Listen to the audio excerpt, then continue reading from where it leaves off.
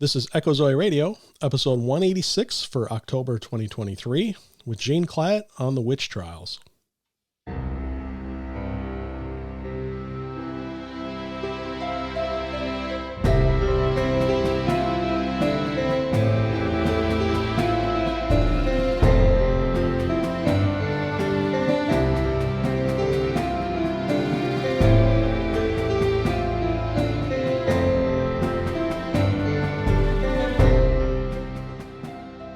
Welcome to Echo Zoe Radio, the podcast outreach of Echo Zoe Ministries, where you'll hear about important topics affecting the church today. Our primary goal is to explore a variety of issues while remaining faithful to God and His Word. Stay with us for the next hour as your host, Andy Olson, shares his conversation with this month's guest. Here's your host, Andy Olson. I'm Andy Olson. Thanks for listening to Echo Zoe Radio. This is episode 186 for October 2023. Gene Clyatt returns for a fourth installment of English Reformation history, at least in regards to the time period. Gene was first on with me in August of 2021, where he talked about the early days of the English Reformation under Henry VIII and Bishop Thomas Cranmer. In May 2022, Gene returned to talk about England under Queen Elizabeth I. And last November, he talked about England under King James I. For this episode, we get into the witch trials. Gene gives some history as to how they began, talks about how King James brought them from Scotland to Scotland and England, and how they ended up in the American Colonies, with Salem being the best known. Video of this episode is available at YouTube, Rumble, and the Echo Zoe Locals page, and embedded in the show notes for the episode at echozoe.com/186. At that page, you'll also find an outline of the discussion, a list of scriptures referenced in the episode, additional resources, and related episodes from the Echo Zoe archives. Finally, I want to remind everyone about the Christian podcast community, and among all of the many excellent, biblically faithful podcasts you'll find at the Christian podcast community is Gene's daily show, Squirrel Chatter, in which he reads from the Book of Common Prayer and various scripture and talks about a general topic of the day. Gene's show has been on hiatus since the end of August after his equipment was ruined in a lightning strike, but he'll be starting up again soon. You can find an entire list at christianpodcastcommunity.org, where you can subscribe to all the shows you want to hear directly, or subscribe to a community feed and get all of the shows in one giant feed.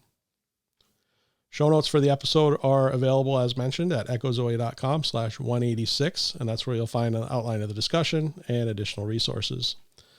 With that, here's my discussion with Gene. Gene, it's been almost a year, but great to have you back. Yeah, it was November last year. We were talking about King James and the gunpowder plot. Gunpowder plot and all of that. Episode 175, if anybody's interested.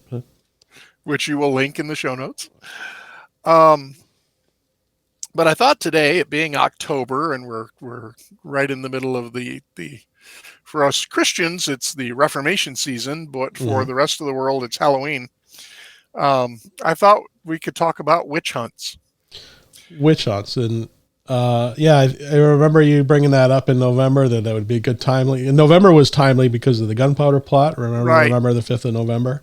And we were going to talk in November about witch hunts, but we never got to it because we got caught up so much in the gunpowder plot. But King James, who was, of course, the king that the plotters tried to blow up when in Parliament, he is probably the single most responsible person involved with bringing witch hunts into England. They had been going on the continent for, close to 100 years. Okay. But our so whole going back to roughly right about the time of the Reformation then? Yeah, look, just before the Reformation. Okay. Before the Reformation. So before the Reformation. How it came about. Now, of course, you have witchcraft had been considered illegal in Europe, and there had been some witch trials. But most of the time it was, if anything, a fine or something like that. Some people had been exiled. Okay. But it wasn't a widespread phenomenon or anything like that.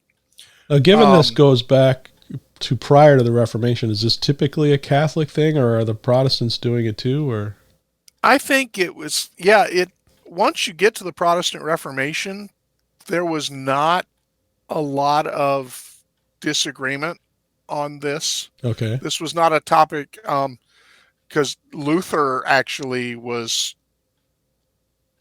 didn't disagree with the Roman Catholic views on witches. sure, And, we're looking at the witch trials that took place in England were all under Protestant. So but it started with a Roman Catholic Dominican monk. okay, There was this guy named Heinrich Kramer, and he was a German Dominican. He was a monk, and he was part of the Inquisition, okay, which was, prior to the Reformation, concerned with hunting down heresies mm-hmm. and heresy hunters. Well, he wrote a book in 1486 called Malleus Maleficarum, the Hammer of Witches. Okay. Now, this guy, in reading about him, he reminds me a lot of Alfred Kinsey. You remember the Kinsey report on human sexuality and stuff that came out in the, I think, 60s or 70s? Not really. The Kinsey report was like the Bible of the sexual revolution. Basically putting forth anything goes sexuality, which Mhm. obviously we're still suffering from in Western culture.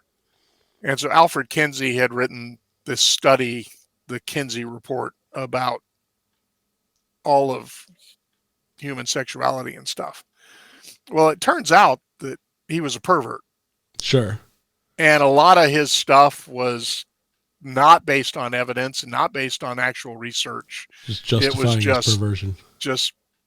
Well, Cranmer seems to be an early version of Kinsey. Okay. He was kind of a cess-obsessed kook.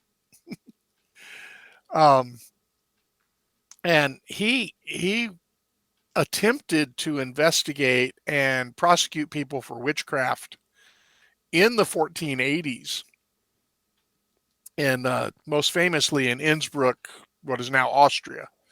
There was no nation of Austria then, but it was the city of Innsbruck. And he ended up being expelled from the city, and he was called senile and crazy by the local bishop. He was a kook, and he was recognized as a kook. He had been obsessed with the sex life of this minor noblewoman in Innsbruck, and all of his questioning of her in the trial that he instigated. He used his power as a member of the Inquisition to go after this woman, and then he was just grilling her about her sexual practices. Okay. And this is where witch trials came out of? Yeah, because this is what he gets totally castigated by the local bishop. He gets expelled from the city of Austria. He gets actually condemned by the Inquisition. The Inquisition rejected and condemned his procedures and his positions on witchcraft.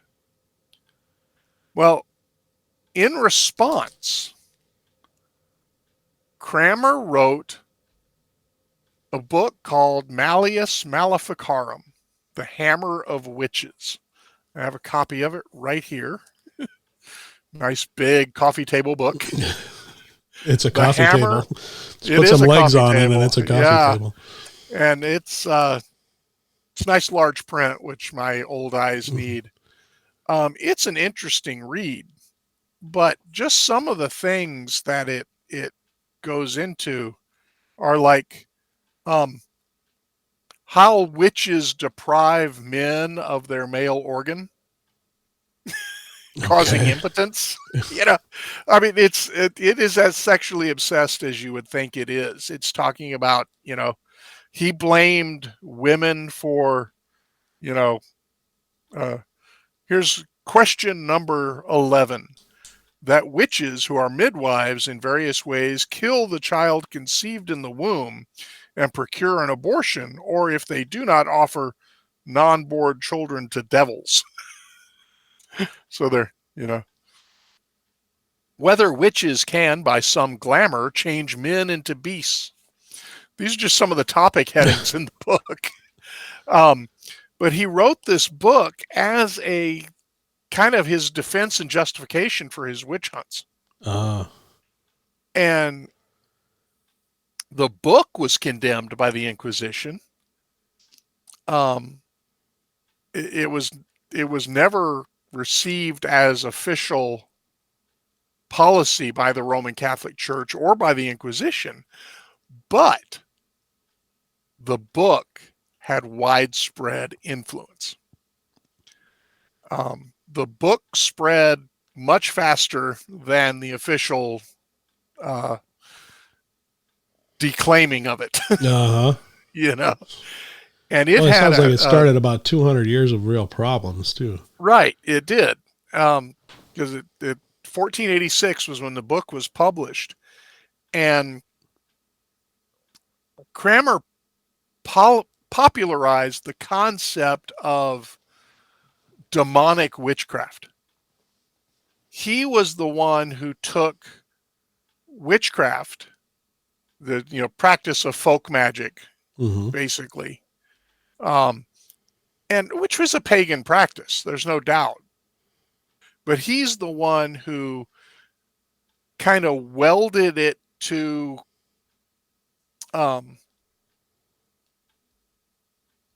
made it look to be, see it commonly viewed as intentionally demonic and satanic, where the whole idea of witches are those who have made a pact with the devil in order to receive their magic powers, etc., etc., etc.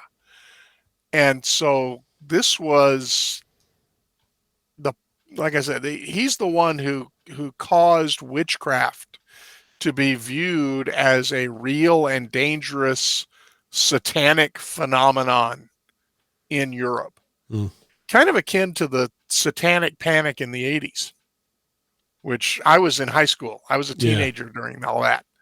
And, what was the name of the preschool that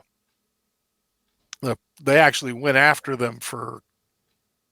There were prosecutions. I can't remember the name of it, but the story had come out that this preschool had been, I can't remember the name of it, had been involved in satanic ritual and it was a satanic sexual abuse of the children in the preschool and everything. Okay. And it turned out that the whole thing was fabricated by the investigators, and these child psychologists instilling false memories into these, 3, 4, 5-year-old children. But there were stories about like the satanic temple underneath a building that had no basement. So the McMartin preschool? McMartin preschool, that's it. Yes. And so it was a big deal in the 80s, and it was this very bad time. And it was a witch hunt. I mean, it fits every definition of a witch hunt. But that the whole concept really started with Cranmer in the 1480s. And 500 years before. Prior to the publication of Cranmer's book, witchcraft trials were rare. Like I said, there have been a few of them. The Inquisition was aimed at heresy, not witchcraft. Sure. They weren't concerned with witchcraft, but it was Cranmer who who conflated witchcraft and heresy. And his book, as I said, was greatly influential. That by the 1500s, demonologists, who are theologians who specialize in the study of the demonic, Mm-hmm. had become preoccupied with witches. And witch trials were becoming more and more common. So this is, 15 years before the Reformation started, that it started to sweep through Europe. And like I said, this is an area where there was little disagreement between Protestants and Roman Catholics. You have areas in Europe that were Protestant controlled that had a lot of witch trials. You had areas in Europe that were Protestant controlled that had very few witch trials. You had areas in Europe that were Roman Catholic dominated that had a lot of witch trials. And you had areas in Europe that were Roman Catholic dominated that had very few witch trials. So it was it was one of those things. It was much more regional, Sure, than it was tied to the doctrine of the church. ecclesiastical. Yeah, exactly. It was not something where, there was a big dispute between the Protestants and the Catholics Mm-hmm. regarding witch trials. So that's just kind of the thing. But very rapidly, by 1500, within 15 years of its publication, Malleus Maleficarum had become the guide for witch hunts and witch trials. Mm-hmm. It throws out all the rules of evidence. I mean, it's an interesting read, but it had a huge effect in Europe. And so our modern concept of witches, from your horror movies and all of the that they've made a pact with the devil, and that all comes from Heinrich Kramer. Okay. That's not older than that. So that's kind of the origin. I mean, I think famously you have Exodus 22:18 that says, "Thou shalt not suffer a witch to live." And this was one of the laws of ancient Israel, and it was dealing with pagan worship in Israel, all of which was outlawed and all of which was under the death penalty in Israel. Mm-hmm. But that was sure used by Cranmer and his heirs, those who followed him, as justification for these witch trials. But the witch in the scriptures was not an overtly satanic person as much as it was a fortune teller, and most of them were probably con artists, just like most of the people at your gypsy fortune teller At the county shop fair kind of thing. downtown at the county fair. Yeah. And so and I mean and you had the folk healers and herbalists and stuff all got wrapped up into that. So it's an interesting thing. But in the 1970s, when the modern feminist movement really latched on to witch trials as this misogynist attack on women, they went back to Cranmer and were looking at what he had written. Well, as I said, he was a sex-obsessed kook. He's very much a misogynist. Mm-hmm. And even though the records show that there were actually more men than women accused of witchcraft over the ages, that it became the feminists talk about, millions of women who were killed by these misogynist witch hunters in Europe. I think the numbers are grossly inflated. Yeah. I've heard It- one source I read said 100 million people were killed in 200 years, that's crazy. and that's There ridiculous. probably weren't many more than people than that lived on all of planet Earth at the time. Right. It's like the stories of how many uh, slaves being transported from Africa died on board ship and were thrown overboard, so much so that sharks still patrol those waters.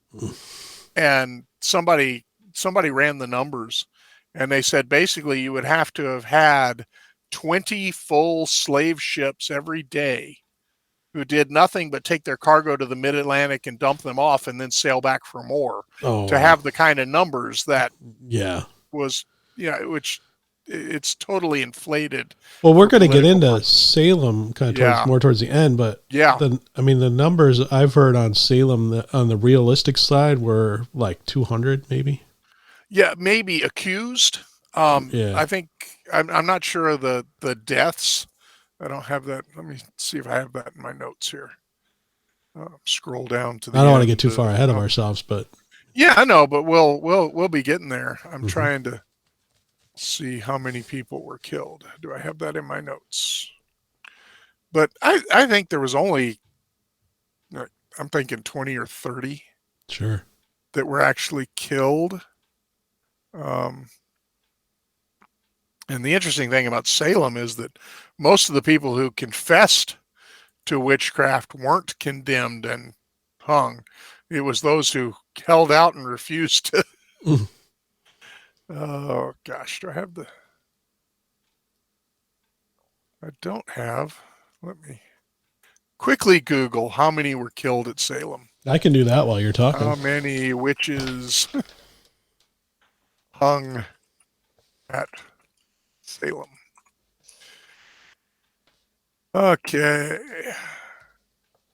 More than 200 people were accused, 19 of whom were executed. Okay. As well as 2 dogs. Oh. According to Wikipedia. Okay. So you count the dogs, we're not even up to 24. Yeah, we're not even up to 24. Let alone hundreds of millions. And that was Salem. Like I said, 200 people were accused. Mm-hmm. And that witch trial lasted. I'm curious how. Well, I don't get ahead of ourselves. But how does a dog commit witchcraft?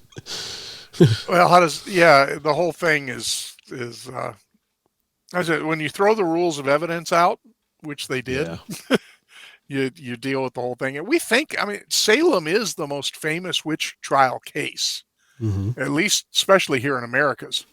Sure. I think in England, it'd probably be the Pendle witches would be the biggest case there. But Salem really was at the tail end of 100 years of English witch trials and 200 years of witch trials in general. Because by the early 1700s, everybody kind of woke up. Yeah. And Salem was part of that wake-up call. So how do we get there from this? I'm sorry, I forget his, is it the guy in Austria? What's his name? Yeah. How do we get from Cranmer? How do we get from Cranmer to King James? Well, King James, when he was still, remember, he was King of Scotland before he became King of England. And so about 15 years before he became King of England, he is King of Scotland. He'd, of course, been King of Scotland since he was a child. But about in his early 20s, it was decided, because he was ruling on his own, but he was still heavily guided by his advisors as a young man. Obviously, just starting to come into his own, having been, a child and teenage king. And in his early 20s, it was decided he needs to wed. Needs to produce heirs. He needs to, as good kings ought to do.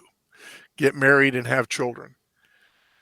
So in 1859, at the age of 23, or excuse me, 1589, not 1859, 1589, at the age of 23, he was wed to Princess Anne of Denmark, Mm-hmm.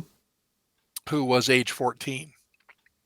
And they were married by proxy, which was not an uncommon thing for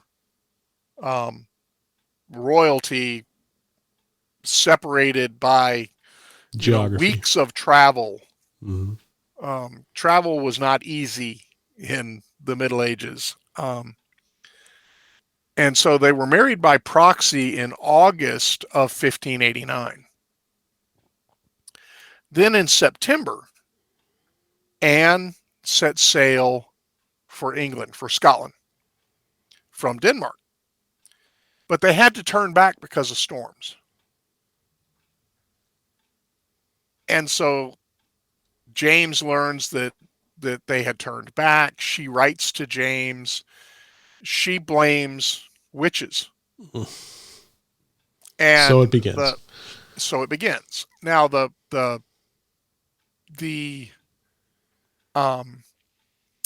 motivation for the witches was knowing that the union of James and Anne would be so powerful and such a force for Protestant Christianity that the witches were trying to prevent it.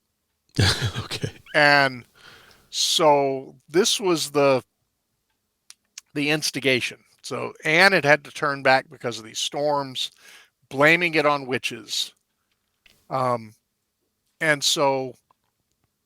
Denmark was one of the Protestant regions that had witch trials. The witch trials were not uncommon in Northern Europe, from Northern Germany on up. That whole area had its share of witch trials. Mm-hmm. And so James is now, upset that his bride has not been able to come to him. And so in October of 1589, James sails from Scotland to Denmark. Again, it is a storm-plagued crossing, but he makes it. Now, we're talking about the North Atlantic in the fall. Storms are not uncommon. Yeah.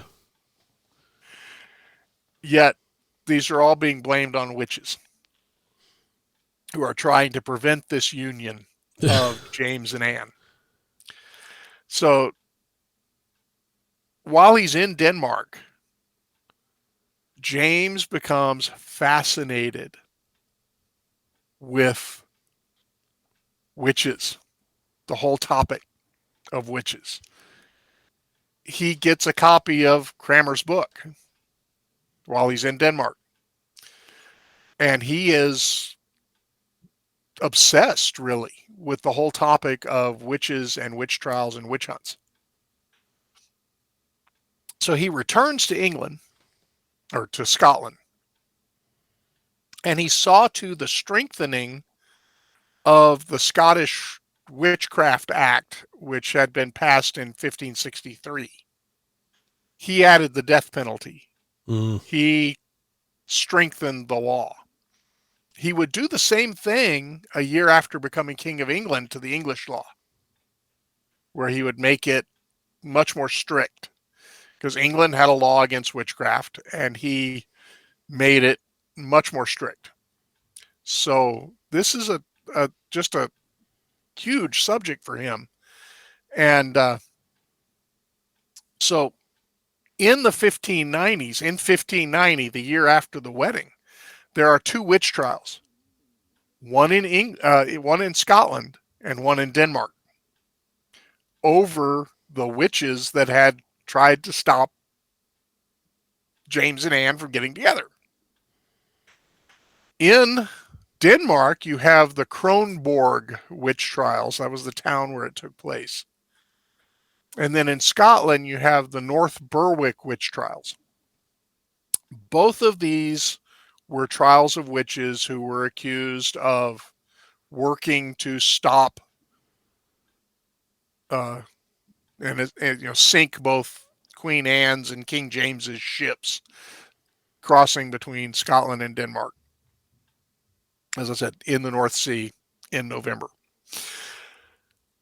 So in Denmark, the storms ended up being blamed on the wife of a Copenhagen official who had somehow insulted the royal family. There is often a political element to these Not witch surprising. trials. And so 6 women end up being accused and convicted because she was tortured, and she ended up naming 5 other women. All of them were convicted. 2 of them were burned. So that was the Danish side. Okay. Then in Scotland, you had the North Berwick witch trials. They ran for over 2 years, and they implicated over 300 people, noble and commoner alike. And many of these people, we're still not up in the millions yet, though. No, we're still not up in the millions. And nor will we get there. So you had, these witch trials in Denmark and Scotland. In Scotland, many of the people were tortured into confessing, and King James actually attended torture sessions. Okay. So this was all being taken place with royal approval. As I said, he was fascinated by the subject. Mm-hmm. So just a couple of examples. The 2 most famous people in the North Berwick witch trials were Agnes Sampson. She was supposedly the ringleader of the witches. Well, after she was arrested, this is an elderly woman. She was stripped. Her head and body were shaved. She was fastened to the wall with what's called a scold's bridle, which was an implement that went into the mouth that had 4 prongs on it that pressed, 2 of them pressed against the tongue and 2 of them pressed against the cheeks. So that you were not able to close your mouth, you were not able to talk without causing serious injury. She was deprived of sleep. So she's chained naked to the wall in a cold Scottish dungeon before central heating with this thing in her mouth. And finally she confessed. Okay. The other famous person was a school teacher by the name of John Fane. John Fane had his fingernails all ripped out. He had steel pins stuck into his fingers.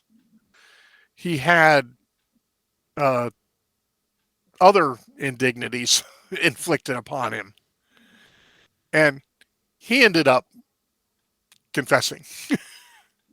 And both Samson and Fane were among those burned as witches as a result of the North, get the name right, the North Berwick witch trials. So this was the start. This is all before James becomes King of England. Mm-hmm. He's just King of Scotland. Well, in 1597, 6 years before he becomes king, James actually publishes a book called Demonology. I have a copy of that right here. That's not a coffee table book. I mean, not a coffee table sized book. But this is written by the King of Scotland, later the King of England. The King James of the King James Bible wrote this book. And it would become the English witch hunter guide for the next 100 years. Mm. And indeed, it's referenced in the Salem witch trials, which are 100 years later. And so this is how the witch trials came to England. Because after James becomes King of England, he strengthens the English anti-witchcraft laws just as he had in Scotland. And thus began now, interestingly enough. So it all starts with a 14-year-old queen that's upset about storms between... keeping her away from her husband. And having had a 14-year-old daughter, thankfully she's no longer 14. She's in her 30s, and a mother herself. But having had a 14-year-old daughter, 14-year-old girls, and this is not meant as any sort of misogynist sentiment, 14-year-old girls can be the poster children for hyperbole. Okay. Everything is a tragedy. Everything is a crisis. Mm-hmm. I think it's just part of being a teenage girl. Sure. Well, I have an almost 8-year-old daughter, so I'll take that as a warning. You take that as a warning. Once they're in their early teens, and I mean, teenage boys have their own problems too. Oh yeah, I've got a 16-year-old. I know that one. But teenage girls, everything's a crisis. And so, here's this 14-year-old girl who can't go be with her new husband. And it's the witches. Somebody has to be to blame, right? It can't just be, hey, it's fall on the North Sea. Especially when you're, I was going to say when you're powerful. I mean, you take what you just said about a typical teenage girl and you make her a queen of Scotland. Yeah. Or queen of anywhere. Yeah.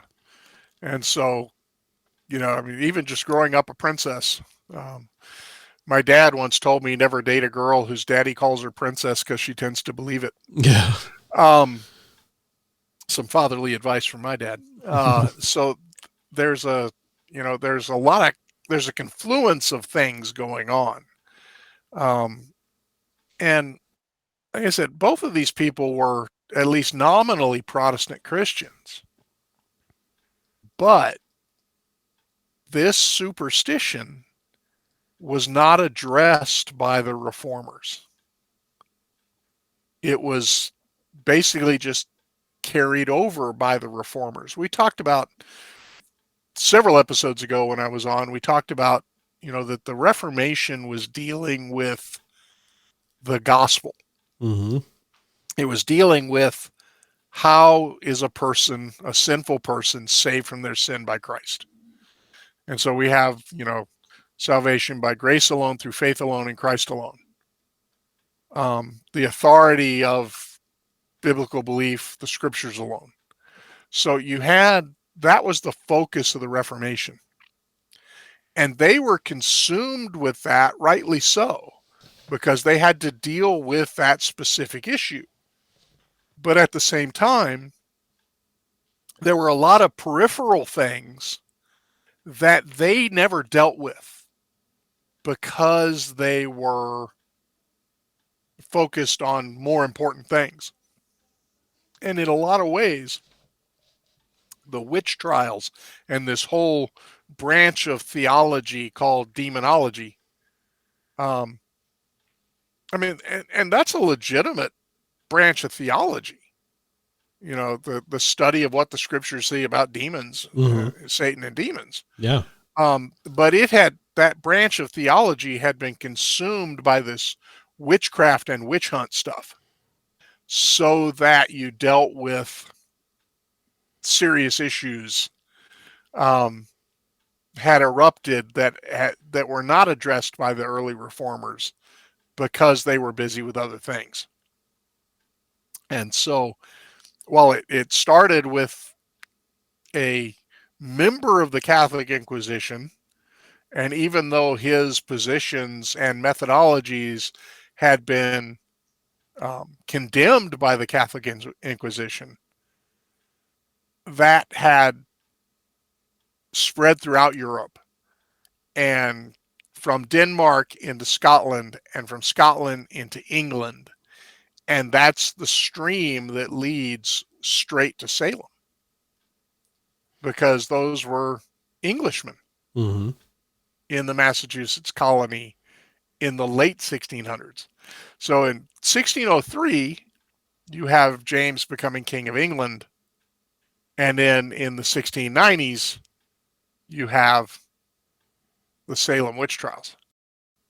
And it's, within 100 years. Yeah. And it's all the same thing.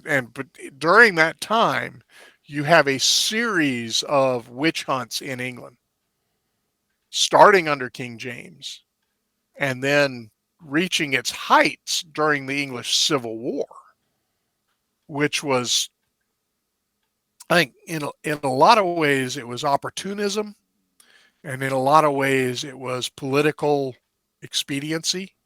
Mm-hmm. To, the royalists would take over a town that had been parliamentarian, because it was a fight between the king and the parliament. That was and the parliament. Yeah, that was the English Civil War. It was the king. This King James was a tyrant. His son Charles I, was a worse tyrant,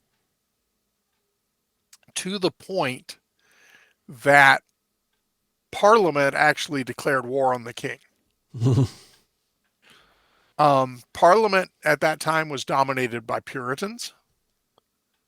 And so you had the English Civil War between the Puritan parliamentarian faction and the royalist faction. And it's couched in religious terms, as wars often are. Yeah. That it was between the Anglicans and the Puritans, because each side did have their religious position. Sure. But it was as much as, if not more so, political than religious.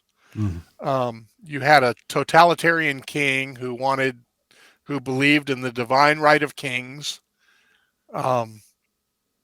in Charles I, and you had these English parliamentarians who believed in a more populist democratic approach to government, and they were at odds. You also have the fact that the king was a spendthrift and was bankrupting the country, and all of the spending bills had to go through Parliament. So there was quite a bit of conflict going on there. And so that was the origins of the English Civil War. And the English Civil War was a good backdrop for witch hunts, because, as I say, the parliamentarians would take over a royalist town, and there'd be a series of witch trials to get rid of, Sure, political opponents. The royalists would take over a town, and there would be a series of witch trials to get rid of parliamentarian proponents. Mm-hmm. And probably the most famous person regarding witch trials to come out of the English Civil War was a guy by the name of Matthew Hopkins. Now, he was born around 1620. Okay. So he's actually in his early 20s, 23, 24, 25, when he becomes a public figure. Okay. He really only was active for 3 or 4 years. But he proclaimed himself the Witchfinder General. Okay. And he claimed to have parliamentary authority, that he had been given a warrant by the Parliament. He hadn't been. There's a lot of speculation as to whether he was an opportunist who was doing this to make money, because he would charge a town quite a bit grifter. to find he was a grifter. And the fact that he had made up his credentials and all of that seemed to lean toward that total side grifter. of it. But on the other hand, he was also the son of a Puritan minister. Mm-hmm. And so there may have been some actual religious zeal involved in it.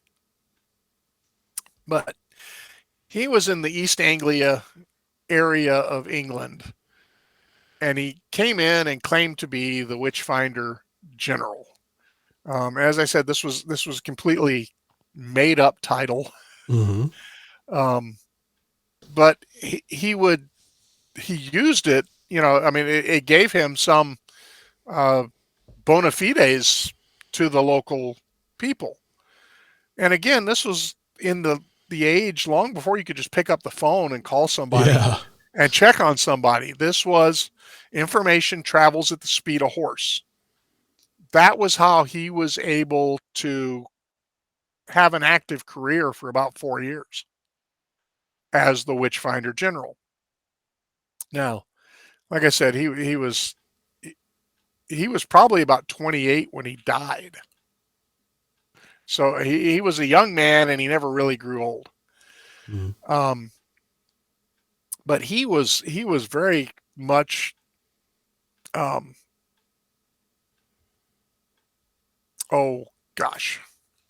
very much a witch hunter.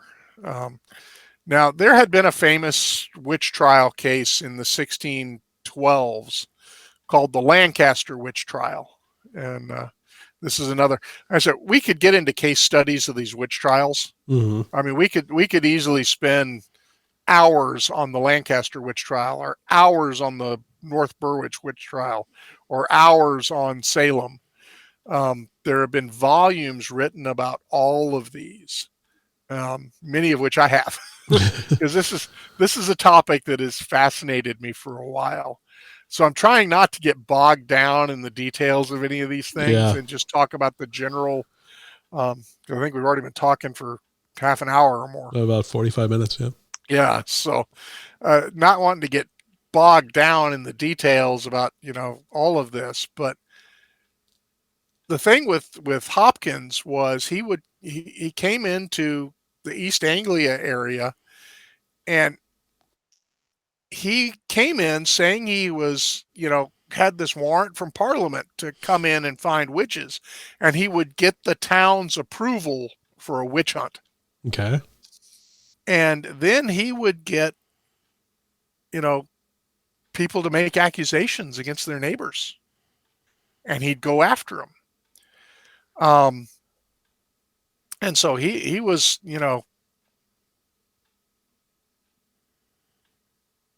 he was using King James's book as his guidebook of how to conduct witch trials. And interestingly about that, King James later in his life had actually backed off and became very skeptical of witch trials. But the damage is done now. The damage is done. He wrote the book, and the book is written. Yeah. Kind of the same thing that happened with Cotton Mather in the Salem witch trials. He was a minister in Boston, well-respected Puritan theologian, and he wrote defending the witch trials, mainly because, again, it was politically expedient. He was friends with the governor. The governor had appointed the judges for the court for the witch trials, and so he was writing in defense of the governor. But his later writings clearly indicate that it hadn't been a good thing, and he really didn't support it. But everybody points to the treatise he wrote in defense of the witch trials, and the damage had been done. So same sort of thing with so anyway, Hopkins wrote a book called The Discovery of Witches. Okay. All these guys write books. Yeah. It's part of the grift. And yeah, and under English common law, torturing confessions out of people was illegal. Yet, guess what? They're still doing it. They were doing it in the witch trials. So Hopkins also often used sleep deprivation was a big one. He let's see, the swimming test, based on the idea that since witches had renounced their baptism, water would reject them. Okay. So they were thrown in the water. So they'll float. If they floated, they're witches. If they sank and drowned, oops. Now, considering the fact that the human body is naturally buoyant in the first place, this is not exactly, a I hadn't heard that baptism angle before. The water rejecting them. They were rejecting, since they had rejected their baptism, the water would reject them. Never heard that before. So it's tied into the whole satanic thing. And they were,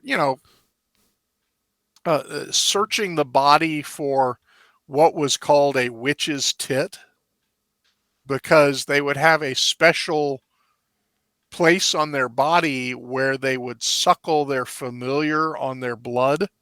Okay. This was one of the accusations. Witches were supposed to have familiars that they fed their own blood.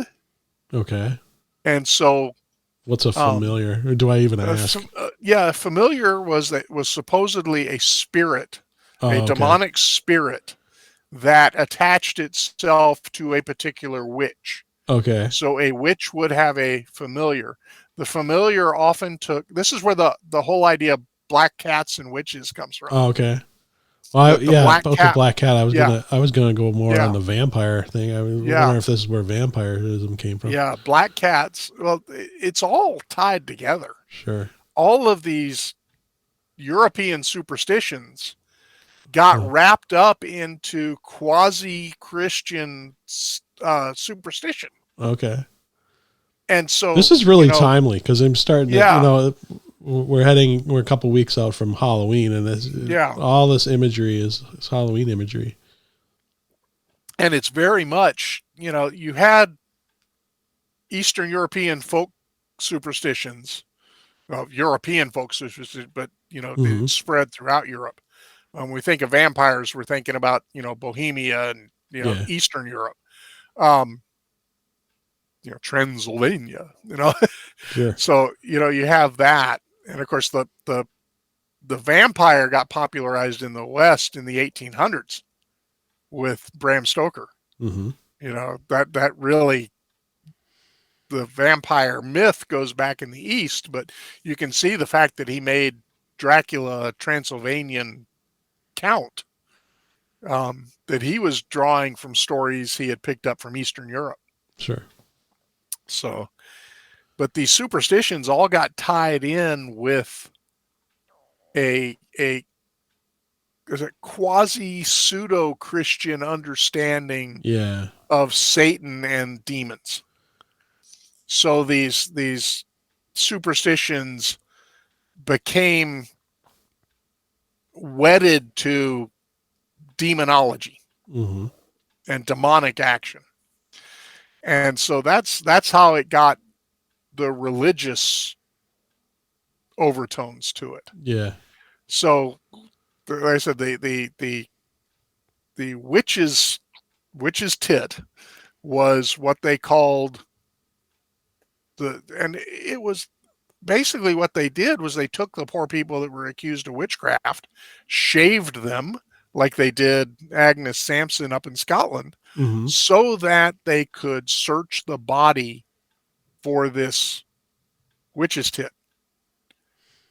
And any mole or birthmark could be, oh, there it is. We have proof right there that this person is a witch. That's the sort of evidence that's being used. And plus they were, like I said, they were tortured, so that, they would end up confessing. Because, a good torturer can get you to admit to anything. Yeah.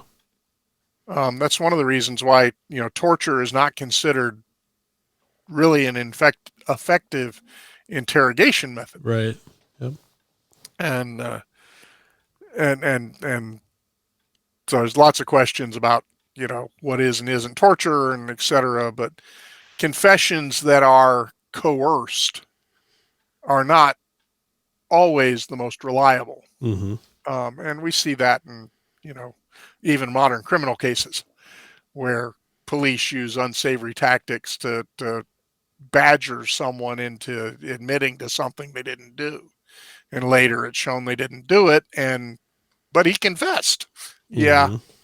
Agnes Sampson confessed to witchcraft too.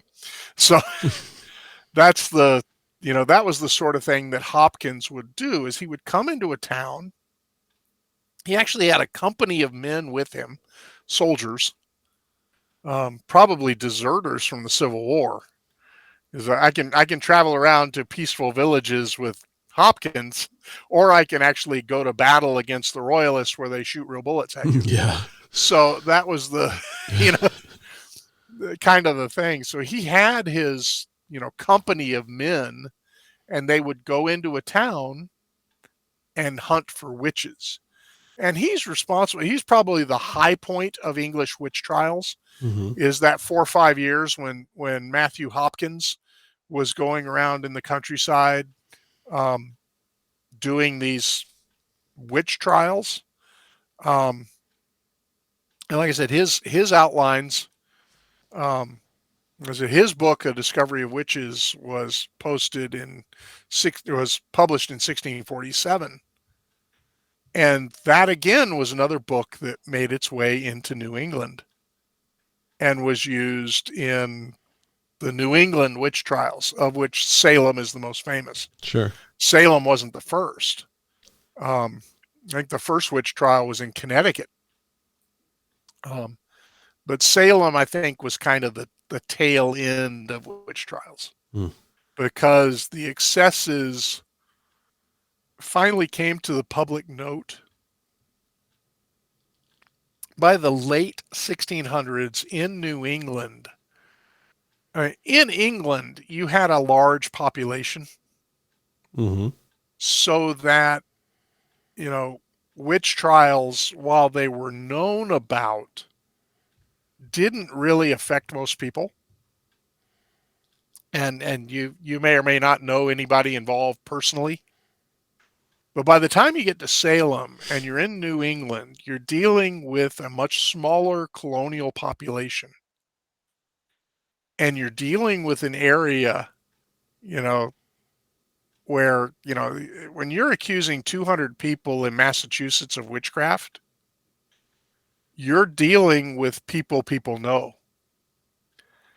And so this was kind of the wake-up call, was the Salem witch trials. And as I said, that's very much the tail end of the English witch trials. Because again, this is an English colony. These are Englishmen. These are people who are heavily influenced by the books on witchcraft hunting of the last 100 years. King James's Demonology and Hopkins' The Discovery of Witches. So these witch hunting guides were used in the Salem witch trials. And the excesses of Salem, I don't even know that Salem was the worst witch trial. I think some of Hopkins' witch trials in East Anglia were probably much worse than Salem as far as loss of life and such. Sure. But something about the Salem witch trials caught the public's attention at the time. And it was really the aftermath of the Salem witch trials that brought witch trials to a close. Now, I think the last English witch trial was actually in the early 1900s. Really? But it was a much different type of witch trial than had been taking place in the 1600s. Okay. But yeah, it's an interesting topic. And one of the reasons it's always fascinated me, especially thinking about Salem, was I have a great admiration for the Puritans. Mm-hmm. And so here you have these Puritan ministers getting caught up, some of them like Cotton Mather, quite famous, getting caught up in this witch trial hysteria in New England. And, so I've always wondered, how did these guys who are usually fairly theologically sound end up getting caught up in all this? And in my research, as I said, this is something that the Protestants had not addressed. Yeah. Nobody had searched. I mean, there's no reference outside of Exodus 18:22. There's no scripture reference. 22:18. 22:18. Yeah, so, thou shalt not suffer a witch to live. Yeah. Other than Exodus 22:18, there isn't a lot of reference to scripture. Yeah. In the witch hunting. So, it's a denial of sola scriptura, Yeah. a denial of the whole, it's like all the beliefs and practices of the Reformation get thrown out the window. Yeah. So maybe not a outright denial, but just a blind spot. It just wasn't something they ever addressed. Sure. And it wasn't until Salem that people really started taking a hard look at this. Especially, what did Exodus 22:18 mean? And as I said, that was in a series of, rules against pagan worship in Israel. Yeah. That, these were the death penalty ascribed to all pagan worship in Israel. I mean, if somebody worshipped Baal, they were supposed to be put to death. Now, obviously, it wasn't widely practiced, since you end up with kings like Ahab espousing the worship of Baal. Mm-hmm. So, you had this was another prohibition against pagan worship. And the witch in the Hebrew scriptures is not our modern conception of the wicked witch, which comes from Cranmer. Yeah. So it really does all trace back to this sex obsessed, crazed monk in Germany. So, and again, he was buying in and bringing in, different folklore and stuff into his views. Yeah. And he really is the linchpin of the European, 200 years of witch trials, the 1600s and the 1700s. And I said, the some in the 1800s, but really the 17th century, the 1600s is the height of witch trials. But yeah, it wasn't millions. Yeah. I don't think it ever reached Not millions, not Yeah. even close. Yeah. You're dealing with, And the takeaway, there were a lot. Yeah. The takeaway is to be much more careful with our theology. Like you said, Yeah. sola scriptura, easy for me to say, sola scriptura. Yeah. And it does sound like this was, like a lot of our problems, more of a political issue than a ecclesiastical or theological issue. Like I said, I think you had political motivations behind some of it. You had just general jealousies behind some of it.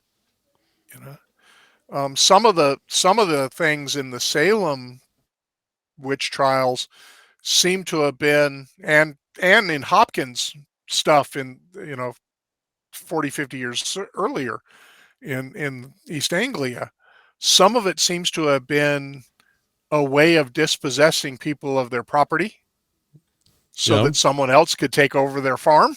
Mm-hmm. So you had material corruption going on. You had political, getting rid of an enemy, political, big or small, Yep. Get rid of that neighbor you don't like. Yep.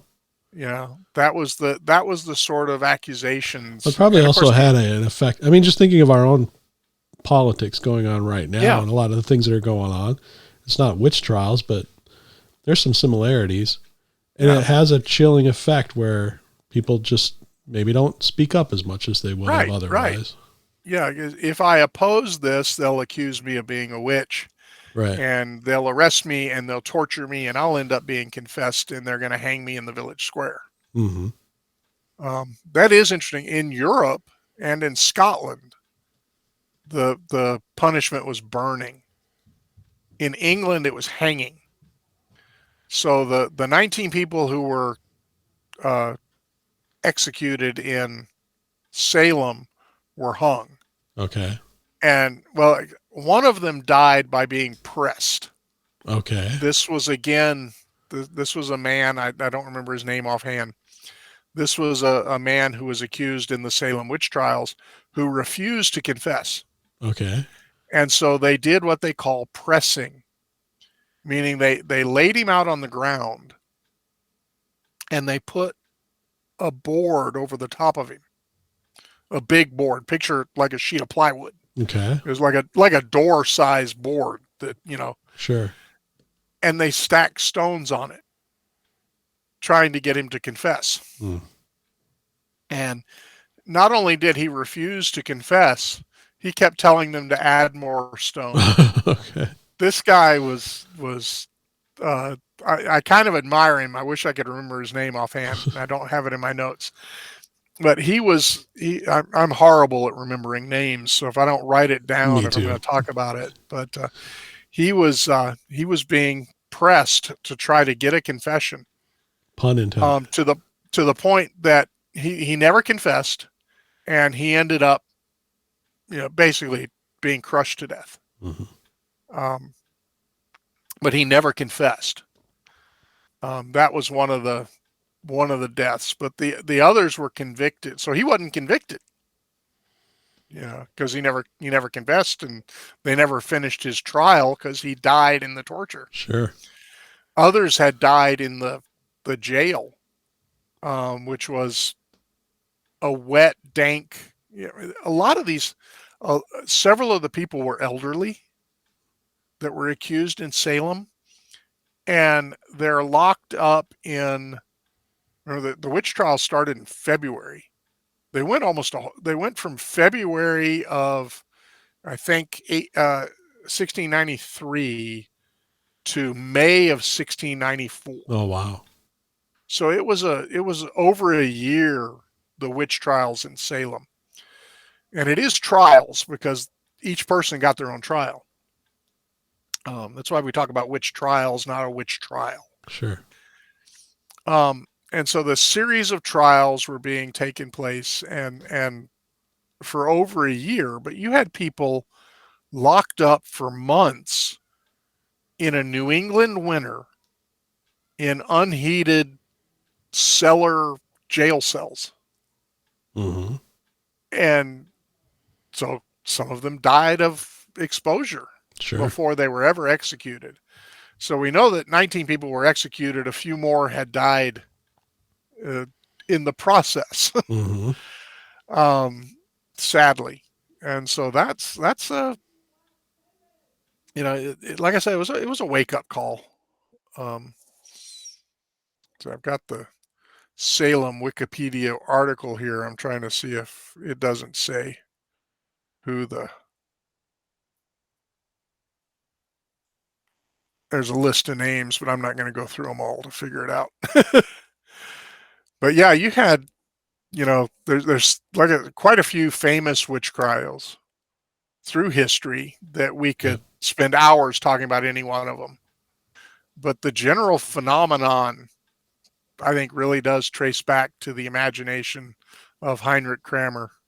Sure. In the late 1400s. Okay. So, well, as always, interesting topic. Thanks for bringing your research in and sharing what you've been reading. And it's something that I've been fascinated by for a long time. I've always yeah, enjoyed the topic. I have I mean, you So mentioned much so that Amazon will show up and my wife will go, "It's another witch book." well, you mentioned the names, and I struggle with that too. And so I'll some of it I'm going to pick up more going back and doing the show editing and stuff. That's kind of the silver lining to doing the extra work on that. But Yeah, I would say my suggestions for the show notes would be the Scottish witch trials, mm-hmm. Agnes Sampson and everything, because they're actually mentioned in King James's book. Both Malleus Maleficarum and James's Demonology are available free online. Sure, they're old enough; they should be. They're, like I said, they're Public 500 years domain. old books. Yeah. So, and then the Lancaster witch trials, the Pendle witch trials, Matthew Hopkins, of course, Mm-hmm. And then of course Salem. Those are, that would be the general things where to start if you want to look further into this. Would be Cool. start there. Sure. Yeah, well, I'll write those books down in our show notes, and then if you've got any others that you like that I can just add as maybe an additional resource, let me know. I would say if you're looking for a book on Salem, Chadwick Hansen wrote a book called Witchcraft at Salem, and this is published in 1969. Okay. And so it's an older book, and there are newer books on Salem, some of which have, more up-to-date historical research. But the thing I like about Hansen's book is it was written pre-feminism. Ah, yeah. So it doesn't take this, feminist approach to the study. Sure. And I think in doing that, he has given a much more balanced treatment. Because I have books, on Salem that are just, look how bad women have been treated, written by some feminist woman study professor at some liberal university. That I wonder why I bought them. But yeah, I would start with Hansen's book. It's Okay. one of the best. Like I said, it is I guess now 60-year-old book. Almost 60 years, 1969. So 57 years old. Sure. And so but that would be a good place to start. For a good balanced treatment. And then there's one of them, can't remember the author, but it's Day by Day at Salem, and it's kind of just a straight chronology of the year and a half the witch trials were going on. Okay. And it doesn't give a lot of opinionating or analysis. It's just kind of, this is what happened. This is the day this person was accused. This is the day this person went to trial, and just kind of a small snippet accounts of what happened that day at trial, without doing a lot of analysis or reflection on it. Yeah, so okay. for just a fact book, that one's really good. Okay. Well, and several others. Like I said, if any of them, I'll look through my collection, and if there's anything I think that is particularly noteworthy, I'll fire off a link to you. Sure, thank you. Where do we go next in our English Reformation history series? Do you have a? I think maybe we need to back up and do the English Civil War. English Civil War. Okay. Because the looking at the reign of Charles I, James's son, which he ends up losing the English Civil War and actually gets executed by Parliament for treason. Okay. That period of time from then until the restoration of the monarchy, until the the Glorious Revolution, Mm. which is something we can talk about. So I think we need to stay in the 17th century. Okay. We're kind of reaching the end of English Reformation history Okay. with all of that, because by this time, England is fairly firmly Protestant, Sure. and so, but we have the whole Puritan thing, and the Puritans rise to and fall from power in England. Okay. But we can talk about Oliver Cromwell and John Owen and all of those figures from the Sure. English Civil War. Well, We talk about. shoot for next fall on that. Yeah, sure. Talk about. I'm up for it. Cool. All right. Cool. All right. Well, thanks for having me on again. Yeah. Thanks for being on again. This episode of Echo Zoe Radio was recorded in front of a live studio hamster. Echo Zoe Radio is an outreach of Echo Zoe Ministries. If you are blessed by the show, please consider offering your support. There are many things you can do to help, including prayer, sharing the show with others, and your financial support. Echo Zoe Ministries is a registered nonprofit organization with 501c3 tax-exempt status, and your donations are tax-deductible. For more information about how you can support Echo Zoe Ministries, please visit echozoe.com/support. That wraps up episode 186. Thanks for listening to Echo Zoe Radio. For show notes, visit echozoe.com/186. Please also subscribe to Gene's daily show, Squirrel Chatter, which you'll find in the audio and video formats, and you'll find them all over the web, as well as at the Christian podcast community. And then come join me at Locals at echozoe.locals.com. You can support the ministry there as well as interact with the community, and I look forward to seeing you there. Lord willing, we'll be back next month with the November episode of Echo Zoe Radio.